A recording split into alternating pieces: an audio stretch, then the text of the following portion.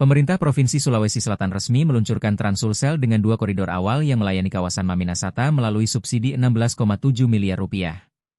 Peluncuran dilakukan di kawasan Center Point of Indonesia, CPI, Kota Makassar, dan layanan bus ini digratiskan selama tahap uji coba. Koridor pertama menghubungkan Makassar ke Takalar melalui 14 bus dengan rute Panakukang Square, Jalan AP Petarani, CPI, hingga Pelabuhan Takalar dengan 105 halte yang disiapkan. Koridor kedua menghubungkan pusat pendidikan dan transportasi seperti Kampus Unhas, Bandara Sultan Hasanuddin, dan Terminal Kereta Api Mandai dengan 13 bus yang beroperasi.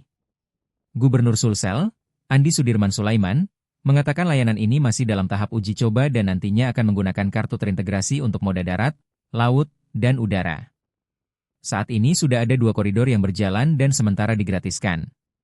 Kami terus mengevaluasi antusiasme masyarakat agar transisi ke pengelolaan penuh di daerah berjalan lancar tanpa membebani masyarakat, jelasnya. Download Tribun X sekarang, menghadirkan lokal menjadi Indonesia.